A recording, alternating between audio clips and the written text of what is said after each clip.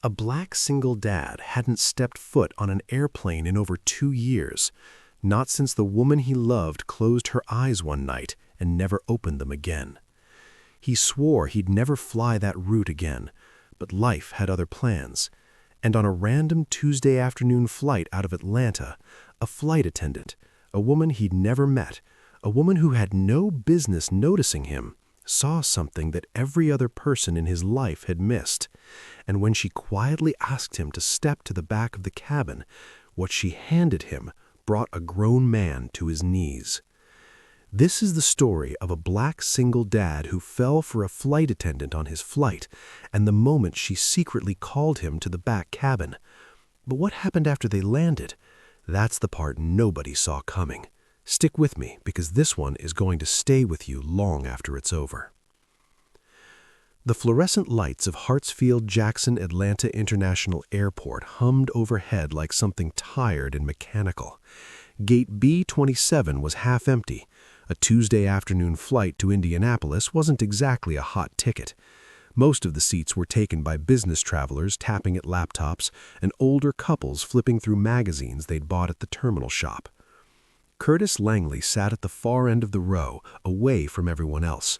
He was 34 years old, tall, broad-shouldered, the kind of man whose presence naturally filled a room, but today he looked smaller somehow. Not physically, something else, something behind his eyes. He sat with his elbows on his knees and his hands clasped in front of him, and if you looked closely, you'd notice the way his thumbs pressed against each other, hard, rhythmic, like he was trying to keep himself anchored to the chair. In his lap sat a worn paperback copy of The Alchemist. The spine was cracked in 3 places. The cover was soft and faded from years of handling. It wasn't his book. It had never been his book. It belonged to his wife, his late wife, Renee. She had read it so many times that the pages had gone from white to cream to something almost golden. She used to carry it everywhere, in her purse, on the nightstand, tucked under the passenger seat of their car. She'd quote lines from it at random moments, while cooking, while folding laundry. Once, while they were stuck in traffic on I-85, she'd turned to him and said, "Right now, I want this traffic to move." And she'd laughed, that full, unrestrained laugh that made her whole face crinkle, and smacked him with the book. That was 3 years ago, maybe 4. Time had started blurring in ways Curtis didn't like to think about. Tucked between pages 74 and 75 was a folded piece of paper, not a bookmark, not a receipt, a letter, handwritten in Renee's looping, slightly uneven script. She had written it on the evening of their 3rd wedding anniversary, sitting cross-legged on the bathroom floor while Curtis was putting their daughter to sleep. She slipped it inside the book and told him to find it when he needed it most. He found it 6 months later, the morning after she died.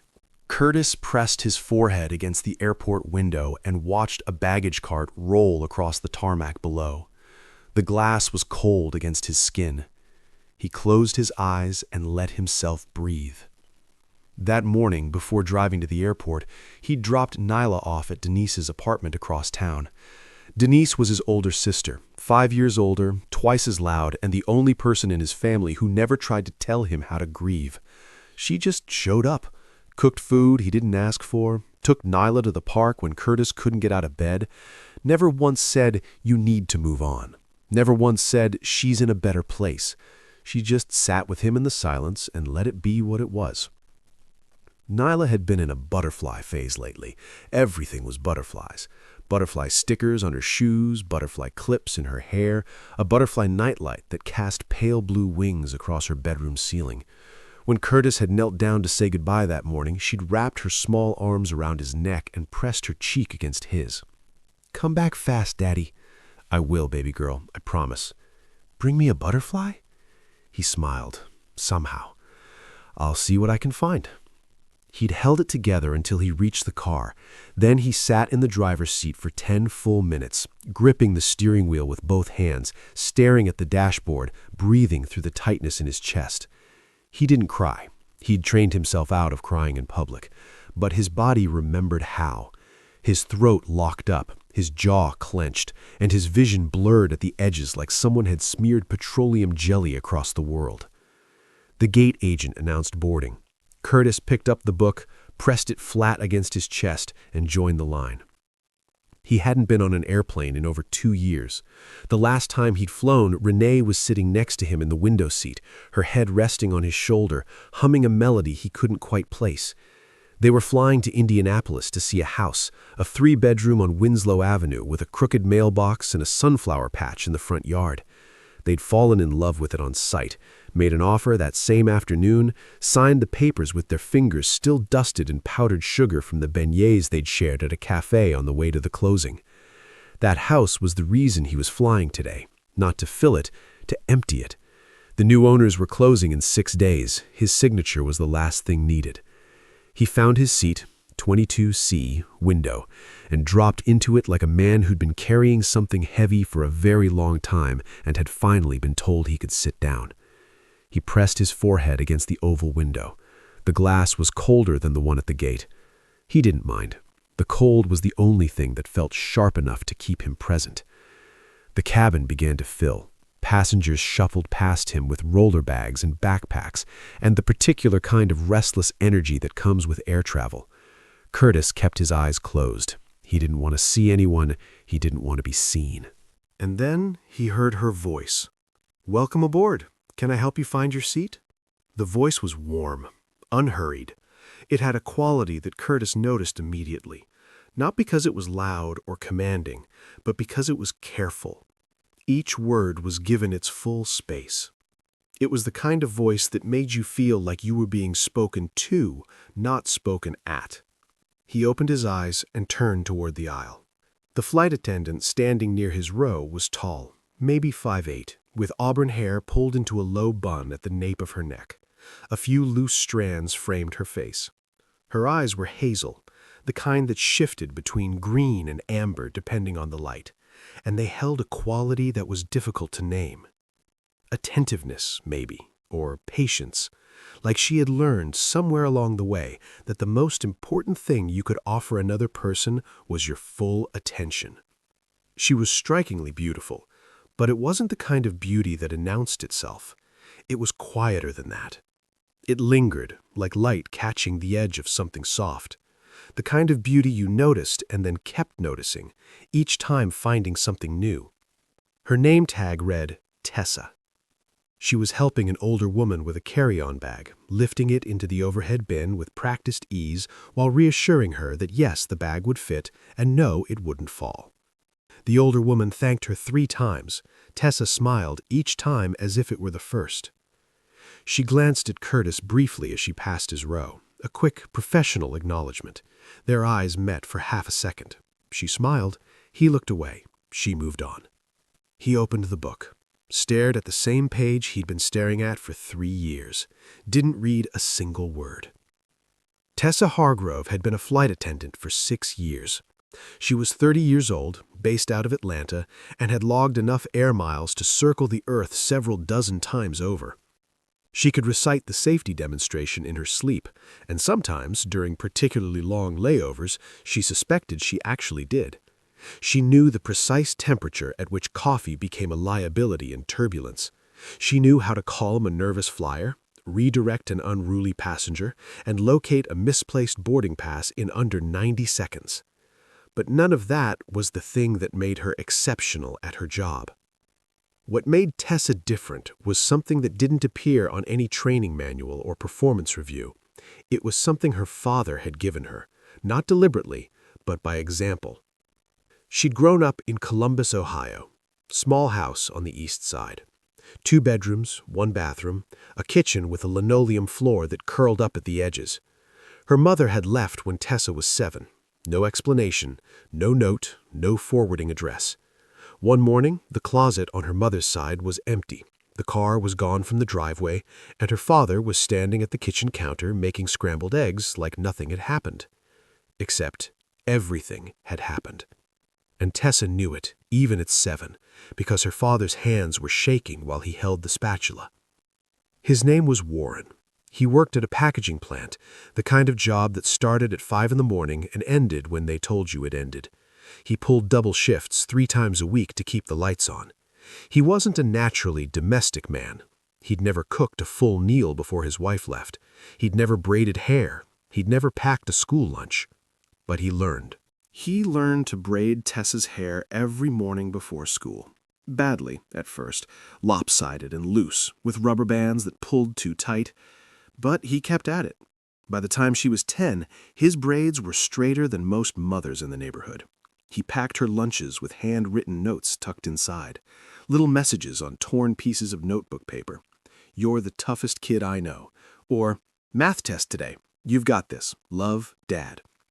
He attended every recital, every parent-teacher conference, every school play, even the one where she played a tree and had no lines. He sat in the front row and clapped like she'd won an award.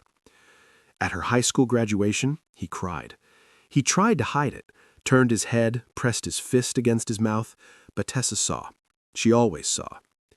That was the thing Warren had given her without knowing it, the ability to see people who were trying to hold themselves together, to recognize the particular posture of someone carrying weight they didn't talk about, the tight jaw, the glassy eyes, the way they held ordinary objects, a coffee cup, a phone, a book, like anchors, like the only things keeping them from drifting away. During the beverage service, 20 minutes into the flight, Tessa pushed the cart down the aisle with her usual rhythm. When she reached row 22, she leaned slightly toward the window seat. "Can I get you anything to drink, sir?" Curtis looked up. "Water, please. Thank you."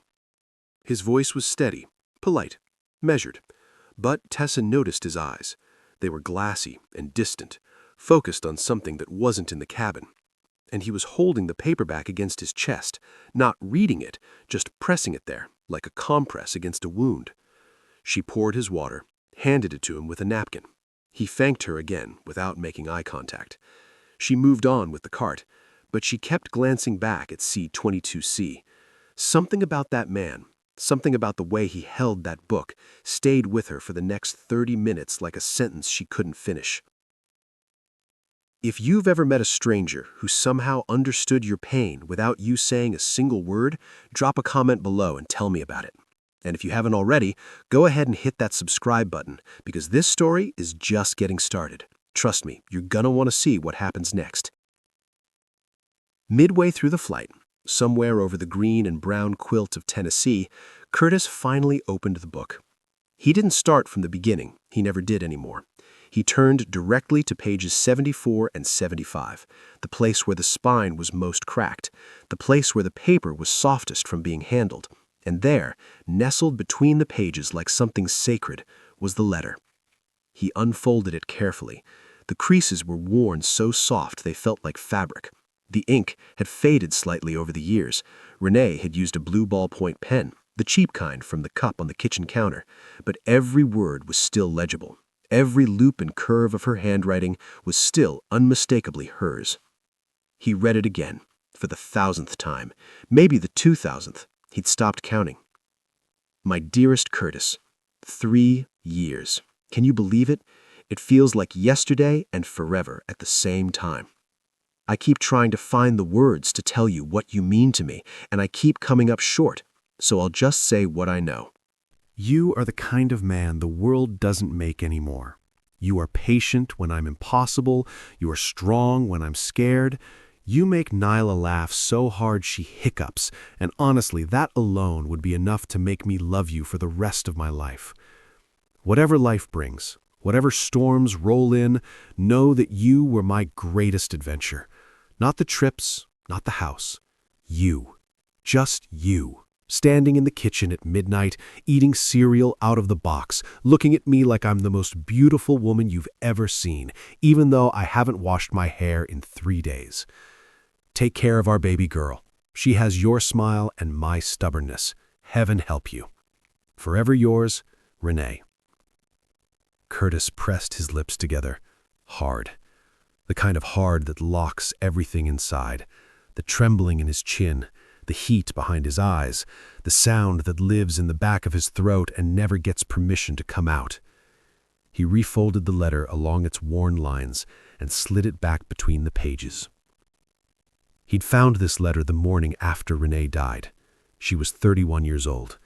It had been a Tuesday, ordinary, unremarkable, the kind of day that gives no warning of what it carries.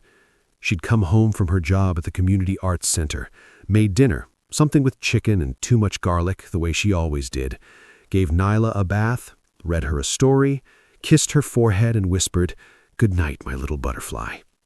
Then she'd climbed into bed beside Curtis, pulled the covers up to her chin and said, "I'm so tired today." "Then sleep," he'd said. "I'll set the alarm." She'd pressed her back against his chest. He'd wrapped his arm around her waist. She was warm. She was breathing. She was right there. And then she wasn't. He woke at 6:15 the next morning to the sound of the alarm. He reached over to silence it, and his hand brushed her shoulder. She was cold. Not cool, cold. The kind of cold that doesn't belong to sleep. He knew before he turned her over. He knew the way you know something terrible in your body before your mind catches up, a plummeting sensation like the floor beneath you has disappeared and you're falling through open air with nothing to hold on to. Sudden cardiac arrest, caused by a heart arrhythmia that no one, not Renee, not her doctors, not anyone, had ever detected. The condition had lived silently inside her chest for years, giving no symptoms, no warnings, no chances to intervene. And on that Tuesday night, without ceremony or announcement, it simply stopped her heart. There was no goodbye. No last words that either of them knew were last words. No chance to say the things people always think they'll have time to say. Just a woman falling asleep in her husband's arms and never waking up. Just silence where her breathing used to be. Curtis sat in 22C and leaned his head against the window. The vibration of the aircraft hummed through the glass and into his skull, a low monotone that blurred with the white noise of the engines. His eyelids grew heavy. The letter was back in its place.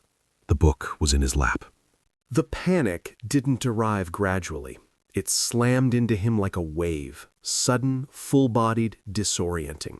His chest tightened, his pulse spiked. He could feel his heartbeat in his temples, in his wrists, and the hollow of his throat. That letter was the last full page of Renee's handwriting that existed in the world. There were fragments elsewhere, a grocery list stuck to the refrigerator with a magnet, her name scribbled on the inside cover of a cookbook, a birthday card she'd signed for Denise.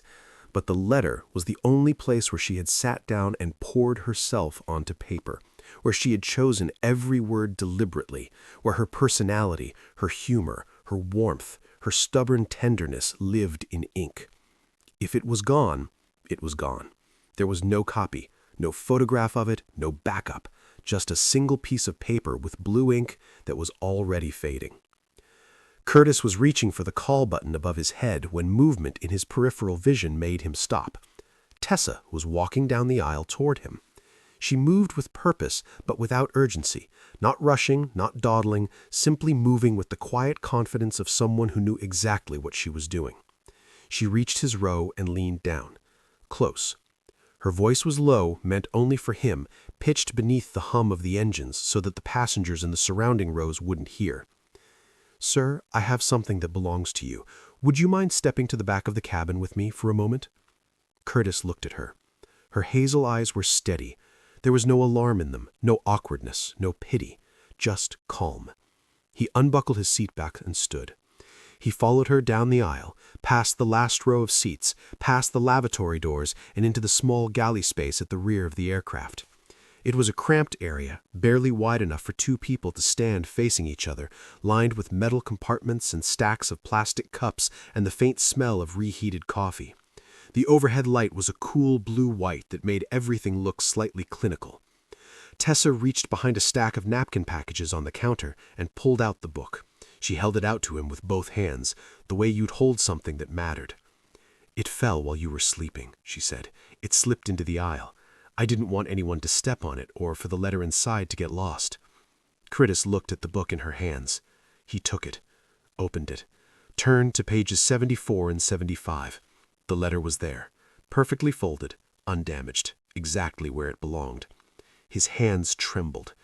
He pressed the book against his chest with both arms, the way a man holds something he almost lost, the way you hold a child who wandered too far and came back.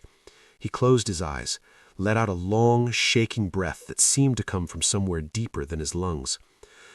"Thank you," he said. His voice cracked on the second word. He cleared his throat and tried again. "Thank you.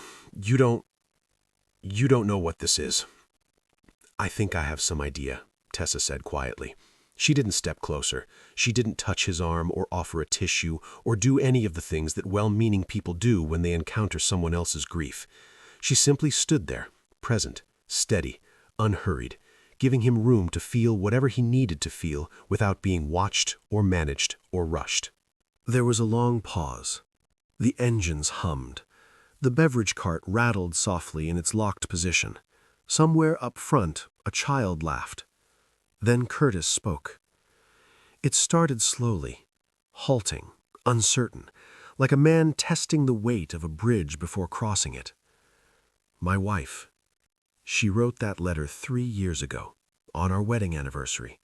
We'd been married 3 years. He paused, swallowed. She passed away 2 years ago. She was 31.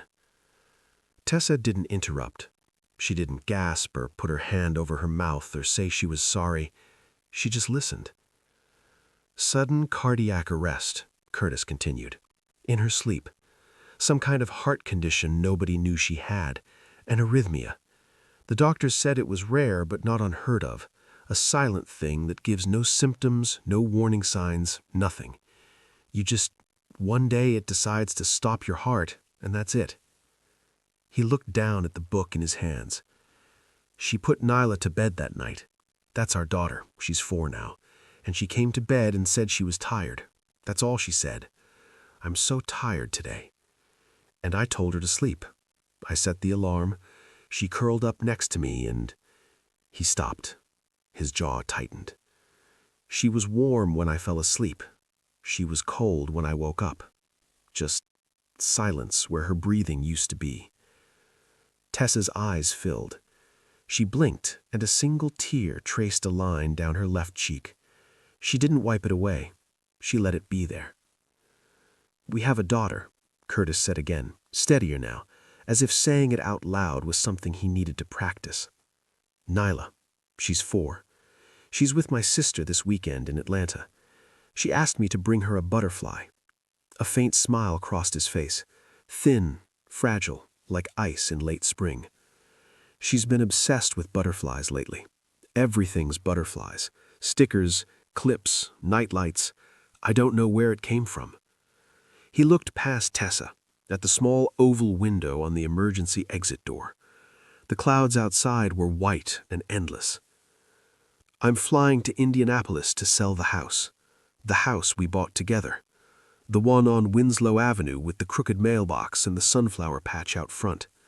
He paused. "I keep telling myself it's just walls and floors, just a building. But it's not. It's where we painted the nursery at 2 in the morning because Renee couldn't sleep and said the baby needed a room that was ready. She picked seafoam green because she said it was gender neutral but still magical. I told her it looked like toothpaste. She threw a paintbrush at me. A sound escaped him. Half laugh, half something else. The kind of sound that lives right on the border between joy and grief, where the two become indistinguishable. It's where she tried to make her grandmother's jambalaya and burned 3 pans. 3 in one evening. And when I suggested ordering pizza, she looked at me like I'd insulted her ancestors." He shook his head slowly. "It's not walls and floors. It's everything. And I'm about to sign it away to strangers." The galley was quiet for a moment. Just the engines, just the 2 of them. Just the strange intimacy of standing in a space barely bigger than a closet, 30,000 feet above the earth, telling a stranger the most painful thing you've ever carried. Then Tessa spoke. "My father raised me by himself." Curtis looked at her. "My mother left when I was 7, she said. Her voice was steady, but there was a texture to it now, something rougher beneath the surface, like stone worn smooth by water. No note, no phone call, no explanation. She just left. One morning the closet was empty and the car was gone, and my father was standing in the kitchen making scrambled eggs like the world hadn't just ended. She leaned against the counter behind her, crossed her arms. Not defensively, more like she was holding herself still. I used to watch him at night, after he thought I was asleep. He'd sit at the kitchen table, just sit there, staring at the wall, not crying, not doing anything, just sitting with it, whatever it was. He never broke down in front of me, not once. He went to work, he braided my hair, he packed my lunches with little notes inside. He showed up to every recital and every school play, even the one where I was a tree with no lines. Curtis almost smiled. But I knew, Tessa continued. Kids always know. They can't name it, they don't have the words for it yet, but they feel it. They feel the weight in the house. They notice when a parent laughs a second too late or holds a hug a second too long. They know. She paused, then, quietly, "Your daughter knows you love her, Curtis. She knows you're carrying something, and one day, when she's old enough, she'll look back at these years and she'll understand what it cost you to keep showing up, to keep braiding her hair and packing her lunches and bringing her butterflies." Curtis stared at her, really stared, not at the auburn hair or the hazel eyes or the name tag on her uniform, at her, at the woman behind all of that, the one who had stood in a kitchen doorway at 7 years old and watched her father hold the world together with shaking hands. "Your father sounds like a remarkable man," Curtis said. "He is," Tessa said. "But if you asked him, he'd say he wasn't brave. He'd say he was just too stubborn to sit down." She met his eyes. "I think you might be that same kind of stubborn." The air between them shifted. Not dramatically. There was no lightning bolt, no swelling orchestra, no sudden realization that everything was going to be okay.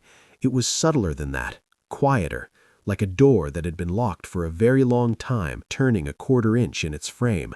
Not opening yet, just loosening. If this story is touching something inside you right now, take just 1 second and hit that like button. I mean it. It helps more than you can imagine. And stay with me, because what Tessa does next, that's the moment that changes everything. The captain's voice came over the intercom. 25 minutes to landing. The seatbelt whine would be turned on shortly. Passengers were asked to return to their seats. Curtis looked at the book in his hands, then at Tessa. There was something in the air between them. Not romance, not exactly, not yet, but recognition. The particular rare electricity of two people who've been broken in similar shapes, discovering that their edges fit. "I should get back to my seat," Curtis said. "You should," Tessa agreed. But neither of them moved. Then Tessa reached into her apron pocket. She pulled out a cocktail napkin, the small, square, white kind with the airline's logo printed in pale blue in the corner. She'd already written something on it. Curtis could see the ink through the thin paper. She held it out to him. He took it, turned it over. On the back, in neat, precise handwriting, nothing like Renee's looping script, but deliberate in its own way, was a phone number. And beneath it, a single line, "For when the house gets too quiet." Curtis read it twice, then a third time. Each reading landed differently. The first with surprise, the second with something that felt like warmth, the third with something that felt dangerously close to hope. "You don't have to call," Curtis said. "No pressure, no expectations, but if you ever need someone who understands what it looks like when one person carries everything alone, I'm here. That's all." Curtis looked at her for a long moment. Then he did something that surprised them both. He opened the book, turned to pages 74 and 75, and he tucked the cocktail napkin inside, right beside Renee's letter. The past and the possibility of a future resting side by side between the same worn pages. Tessa saw it, she understood it, and her eyes shimmered with something she didn't try to blink away. "I'll call," Curtis said quietly. He walked back to his seat, buckled in, pressed his forehead against the window one last time. As the plane descended through the clouds and the flat sprawl of Indianapolis appeared below, the grid of streets, the silver thread of the white river, the scattered rooftops catching the late afternoon sun, Curtis felt something he hadn't felt in a very long time. Not happiness, that was too strong a word, too complete. This was smaller, thinner, more fragile, like the first green shoot pushing through soil after a long winter, barely visible, easily crushed, but alive. Undeniably, stubbornly alive. The plane touched down with a slight jolt. Passengers stood and reached for their bags. The usual shuffling chaos of deplaning filled the cabin. Curtis stood. He tucked the book under his arm and stepped into the aisle. As he moved toward the front of the plane, he passed Tessa's station near the exit door. She was standing there, hands folded in front of her, offering each departing passenger the same professional smile. When Curtis reached her, their eyes met. She didn't say goodbye. She didn't wish him a pleasant evening or thank him for flying with them.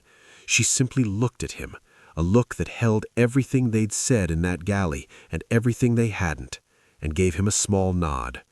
He nodded back.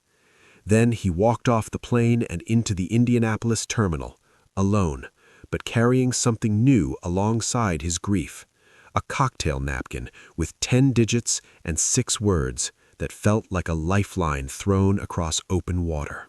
He rented a car at the airport, a gray sedan that smelled like air freshener and previous strangers. He drove south on I-465 and then cut east, following the route from memory, the route he and Renee had driven a dozen times, the route he could probably drive with his eyes closed. The neighborhood hadn't changed much. Same tall oaks lining the street, same houses with their porches and their basketball hoops and their American flags, same sidewalk where he'd once watched Renee try to roller skate and wipe out so spectacularly that the neighbor's dog started barking. He parked in front of the house on Winslow Avenue. The crooked mailbox was still crooked. He'd always meant to fix it. Renee had told him to leave it. It has character, she'd said. Not everything has to be straight to be right. The sunflower patch was still there, but it had gone wild. The stalks were tall and tangled, reaching in every direction, some bent under their own weight, others pushing stubbornly toward the sky. Renee had planted them the week after they moved in.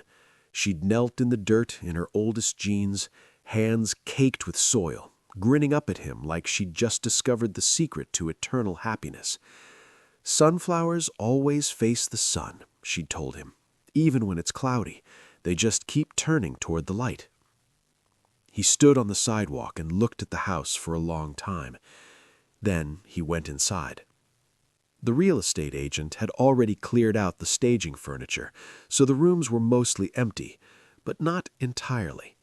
The walls still held the nail holes from their picture frames. The kitchen counter still had the faint ring stain from Renee's favorite coffee mug, the oversized one with the chipped handle that said "World's Okayest Cook." She'd bought it for herself as a joke after the jambalaya incident. He walked through each room slowly. The living room, where they'd argued about paint colors and ended up choosing the worst shade of beige imaginable. The bathroom, where Nyla had once filled the tub with every rubber duck she owned, 17 of them, and declared it a duck ocean. The nursery. He stood in the doorway of the nursery for a long time. The seafoam green walls were still there. The paint had held up well. He could still see the spot near the ceiling where Renee's roller had slipped and left a streak of white, and instead of fixing it, she'd turned it into a cloud, painted a small white cloud right there on the wall, freehand at 2 a.m, while Curtis held the ladder and tried not to fall asleep. Every room needs a cloud, she'd said, something soft to look at when the world feels hard. The cloud was still there, small, imperfect, beautiful. Curtis pressed his palm flat against the wall beneath it. The paint was cool under his hand. He stood there for a while, his forehead resting against the seafoam green, his eyes closed, his breathing slow and deliberate. Then he left. The closing was the next morning. He signed the papers in a small downtown office with wood-paneled walls and a water cooler that gurgled every 45 seconds. The realtor was kind, professional. She didn't ask personal questions. He signed where the tabs indicated, handed over the keys, and shook her hand. It took less than 15 minutes to sign away the place where his entire life had happened. He sat in the rental car in the parking lot for 40 minutes before turning the engine on. He didn't cry. He just sat there, hands in his lap, the book on the passenger seat beside him, watching the shadow of a cloud move slowly across the windshield. That night, back in his hotel room on the north side of the city, the quiet came. It came the way it always did, not all at once, but in stages. First, the television, which he'd turned on for noise, became unbearable, so he turned it off. Then the hum of the air conditioner became noticeable and then oppressive and then deafening in its emptiness. The walls of the room seemed to lean inward. The bed was too large for one person. The pillow smelled like industrial detergent and nothing else. The quiet pressed against his chest like a hand. Not violent, just heavy, relentless. The kind of quiet that reminds you with perfect clarity that you are alone. Curtis sat on the edge of the bed. He opened the book. The letter was there, and beside it, the cocktail napkin. He unfolded it, read the words again. For when the house gets too quiet. He stared at the phone number for a long time. His thumb hovered over his phone screen. He typed the digits, deleted them, typed them again, stared at the cursor blinking at the end of the number like a heartbeat. Then he pressed call. Have you ever had to let go of something that still felt like a part of you? A house, a memory, a person? Tell me about it in the comments, because I read every single one. This community right here, it's built on real stories and real hearts. And if you're still watching at this point, you're already family. So go ahead and subscribe if you haven't yet. I want you here for the next one. She answered on the second ring. Hello? Her voice was different on the phone. Without the background hum of an aircraft, without the muffled acoustics of a galley, it was clearer, warmer. Like hearing a song you'd only ever listened to through a wall and suddenly finding yourself in the same room as the singer. It's Curtis, from the flight, seat 22C. A pause. Then, I didn't think you'd actually call. I almost didn't, he admitted. He was sitting on the edge of the hotel bed, one hand holding the phone, the other resting on the open book in his lap.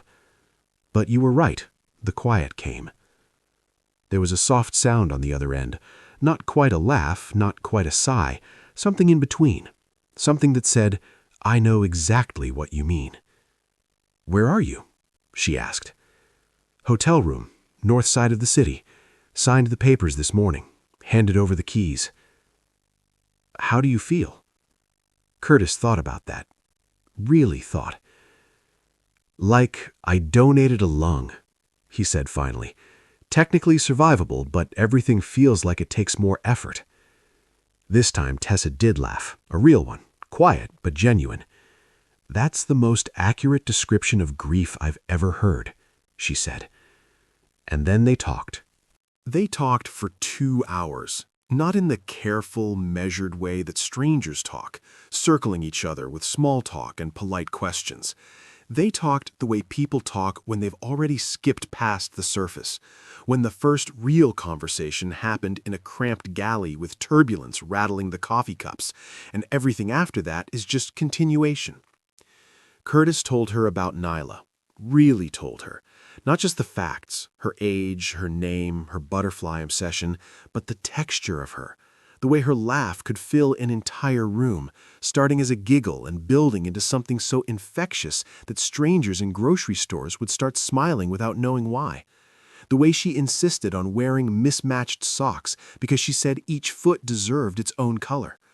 The way she said, "Daddy, you're my best friend," every single night at bedtime, with a seriousness that suggested she had considered all the candidates and made her final decision. She sounds extraordinary, Tessa said. She's the reason I get up, Curtis replied. Simply, without drama, just fact. Tessa told him about her father, about the 6 o'clock phone calls, every morning without fail for 6 years straight. Warren Hargrove had called his daughter at 6 a.m. sharp since the day she moved out of his house. Didn't matter if she was in Atlanta or on a layover in Denver or asleep in a hotel room in Charlotte, the phone rang at 6.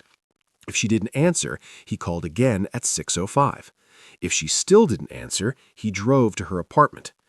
He drove 3 hours once because I left my phone in a cab, Tessa said. I woke up to him standing in my kitchen making scrambled eggs, just like he did when I was 7. Scrambled eggs seem to be his answer to everything. They are, and honestly, they're really good scrambled eggs. He told her about the cloud on the nursery wall. She told him about the shoebox under her father's bed. Every crayon drawing she'd ever made from kindergarten to 6th grade kept in chronological order, with the dates written on the back in Warren's blocky handwriting.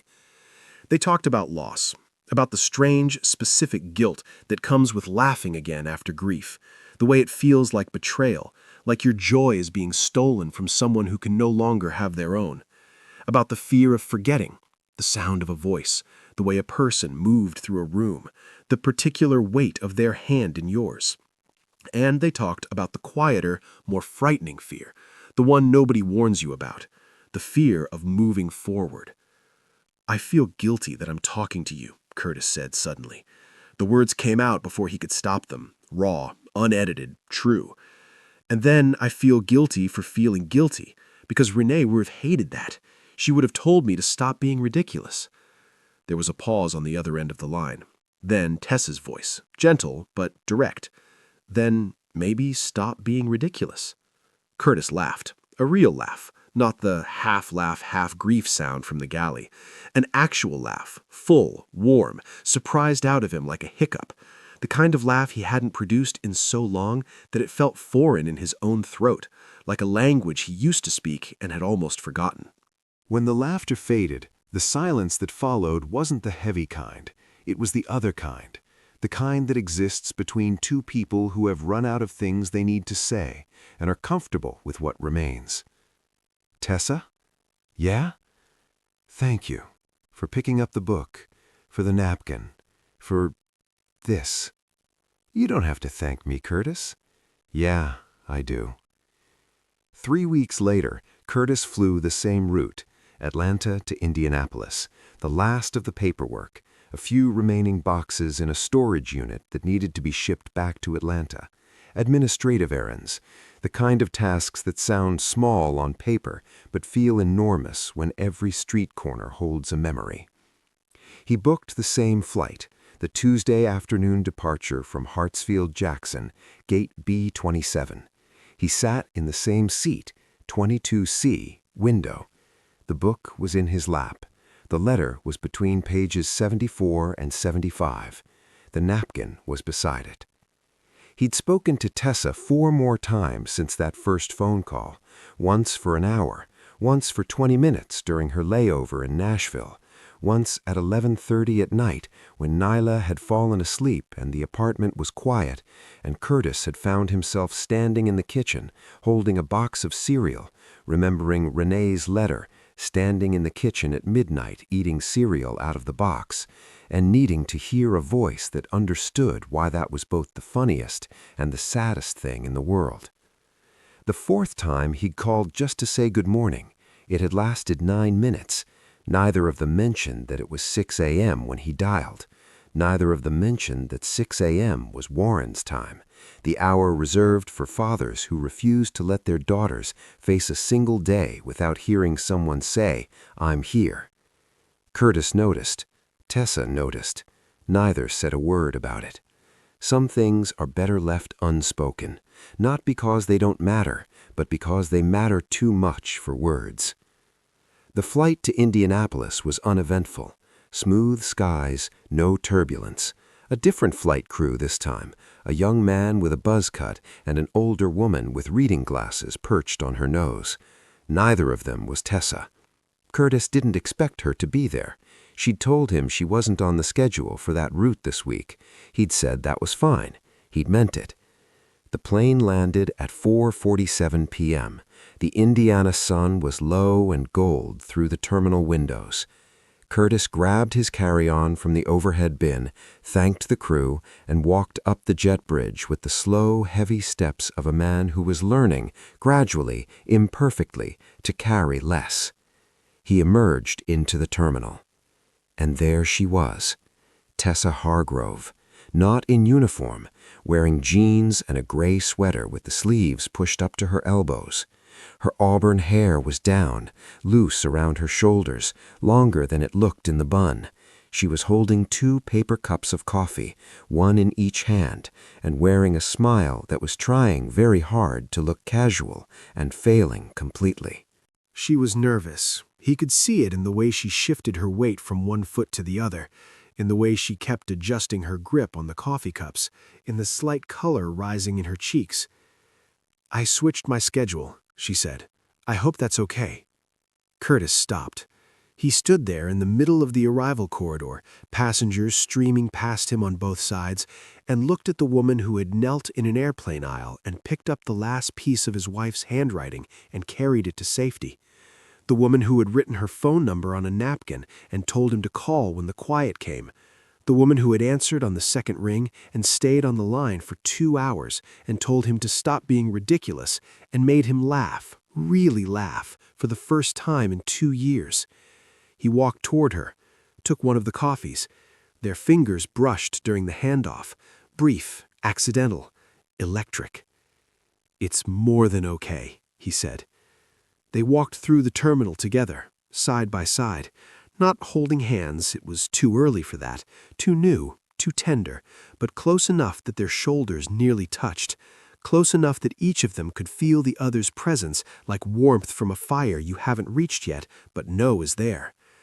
Outside the terminal windows, the Indiana sky was turning amber and rose. A plane lifted off the runway in the distance, its lights blinking against the deepening blue. Curtis thought about Renee, about her letter, still tucked between pages 74 and 75, the ink fading a little more each year, but the words as permanent as anything he'd ever known. He thought about what she'd written, "Whatever life brings, know that you were my greatest adventure." And he thought about what she would say if she could see him now, walking through an airport terminal with 2 coffees and a napkin and a woman who understood the weight of carrying everything alone. He knew exactly what she'd say. She'd say, "It's about time, Curtis." And then she'd throw a paintbrush at him. He smiled. He would call Nyla tonight. He would tell her about the sunflower patch, how the flowers had grown wild and tall, reaching in every direction, some bent under their own weight, but others still pushing stubbornly toward the sky. She would ask if they had butterflies. He would tell her he didn't check, but probably, yes. Sunflowers always attract butterflies. And he would tell her the truth, the version a 4-year-old can hold, that Daddy met someone kind, someone who picks things up when they fall, someone who stands steady when the world shakes. He didn't know what the future held. He didn't know if this was the beginning of a love story or simply the beginning of a friendship that would carry him through the hardest season of his life. He didn't need to know. Not yet. Not today. Today, he had a coffee in his hand and a book under his arm and a woman beside him who had seen him at his most broken and hadn't looked away. And for the first time in 2 years, Curtis Langley felt something he thought he'd lost the right to feel. Not happiness, not yet. Something quieter. Something that comes before happiness, the way dawn comes before daylight. Barely visible, easily missed, but undeniable if you're paying attention. Hope. Fragile, stubborn, alive. Just like the sunflowers on Winslow Avenue, bending but still turning toward the light. If this story stayed with you, if it made you feel something, even for just a moment, then do me a favor, share it with someone who might need it today. Hit that like button, leave a comment, and subscribe to True Black Tales, because every single week we bring you real stories about real people who prove that even in the darkest chapters, there's always a next page. I'll see you in the next one.